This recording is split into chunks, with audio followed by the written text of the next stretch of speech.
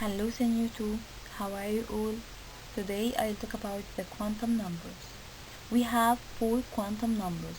First one, principal quantum number, and its sample n.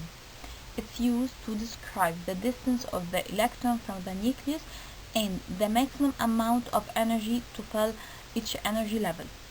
Number 2, the subsidiary quantum number, and its sample L describe the shape of the electron cloud in the sublevels. Number 3, the magnetic quantum number, its sample ML, which describes the shape and the number of the orbitals in which the electron exists. Number 4, the spin quantum number, its sample MS, which describes the spin of the electron, clockwise or counterclockwise. First, principal quantum number. It's used to define the order of principal energy level or electron shell and the maximum amount of electrons required to fill a given energy level by using the chemical formula or by using the rule of 2n power 2. For example, K number 1. So, by substitution in the formula 2n power 2, 2 times 1 power 2, so it's equal to L, it's number 2, so 2 times 2 power 2, it's equal 8 electrons. M, the n or the principal quantum number of the M equal 3. By substitution, 2 times 3 power 2 equal 18 electrons. N equal 4, so 2 times 4 power 2 equal 32 electrons. As we show, the energy levels increase from K to Q. Give reason. The rule 2n power 2 isn't applied to the energy levels higher than the fourth, because the atom becomes unstable when the energy level becomes more than 32. Number 2, the subsidiary quantum number. It's used to determine the number of sublevels in each energy level. We have 7 energy levels. Inside those 7 energy levels, we have something that called sublevels. The subsidiary quantum number is used to determine the number of energy sublevels and determine the number of those sublevels. We have 4 sublevels: S, P, V, F, and to determine the subsidiary quantum number, we using the rule 0 to n minus 1. S, the n equal 1, so 1 minus 1 equals 0. So the subsidiary quantum number values for S equal 0. P, n for P equal 1, equal to, so 2 minus 1 equal 1. V equal 3, 3 minus 1 equal 2. F equal 4, 4 minus 1 equal 3. So we have 4 subsidiary quantum number: S, P, V, F, or 4 energy sublevels S, P, V, F, and the values of the subsidiary quantum number of those 0, 1, 2, 3. Okay, for examples, principal quantum number, and to compare between principal quantum number, sublevels, and values of the subsidiary. Sample K, L, M, N. As we know, the number of K: 1, L, 2, M, 3, and 4. Sublevels, the number of energy sublevels for subsidiary equal the principal quantum number. For example, for first one, K, the principal quantum number equal 1. So the subsidiary or the sublevels equal 1. We have only value of the subsidiary when the K equal 1. 1 from the rule 0 to n minus 1. When we substitution in this rule, 1 minus 1 equals 0. So we have only one probability. So 1, so the sublevels equal 1s. K equal 2.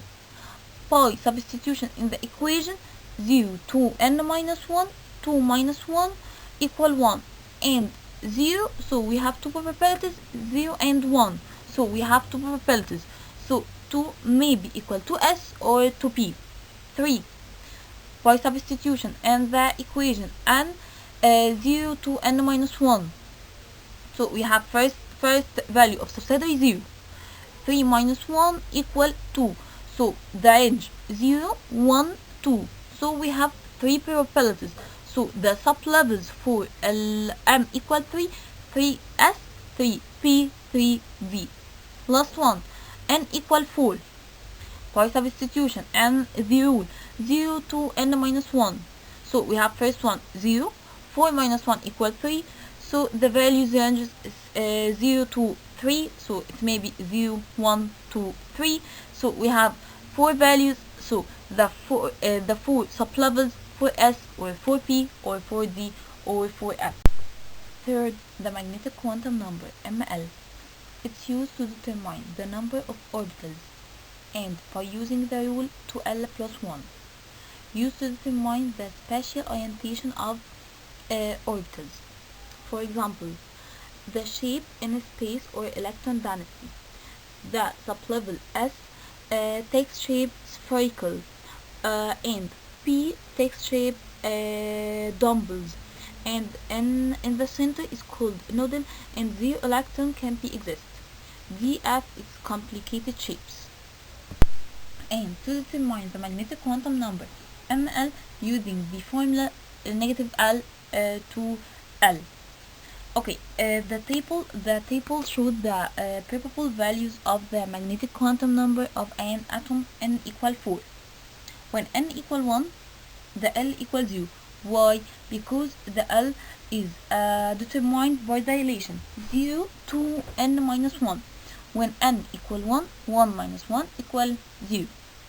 When n equal 2, by using the formula 0 to n minus 1, so it may be 0 or 1, so it have two probability 0 and 1. When the n equal 3, L equal 0, 1, 2 by applying the relation 0 to n minus 1. When the n equal 4, the L may be 0, 0, 1, 2, 3 by using or by applying the relation 0 to n minus 1. To determine ML, by applying negative L to positive L. When the L equals 0, so ML equals 0. Number 2, when the L equals 0, also ML equals 0. But when equal 1, negative L to positive L, so it may be negative 1, 0, positive 1. When the L equals 0, 1, 2, 0, so the ML equals 0, 1, negative L to positive L, so it may be negative 1, 0, positive 1. When the L equal 2, so it may be negative 2, negative 1, 0, negative plus 1, plus 2. Number 4, when the L equals 0, so ML equals 0. When equal 1, so the ML equal negative 1, 0, plus 1.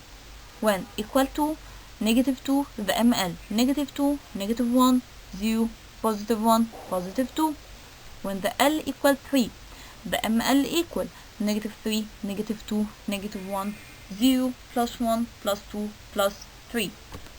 To determine the number of orbitals of each one of them by using or by applying the relation to L plus 1. First one, L equal 1, L equal 0. So 2L plus 1, 0 times 2 equals 0. 0 plus 1 equal 1. And number 2, when equals 0, so the number of orbitals equal 1, but when the L equal 1, so the number of orbitals equal 3. Why? 2 times 1 plus 1 equal 3. When the N equal 3, we have 3 probabilities of L, 0, 1, 2. When L equal 0, so the number of orbitals equal 1. When L equal 1, the number of orbitals equal 3. When the L equal 2, the number of orbitals equal 5. Why? 2L plus 1, so 2 times 2 plus 1 equal 5. Last one, when the L equals 0, the number of orbitals equal 1. When the L equal 1, the number of orbitals equal 3. When the L equal 2, the number of orbitals equal 5. And when the L equal 3, the number of orbitals equal 7, because we applying the relation to L plus 1. 2 times 3 plus 1 equal 7.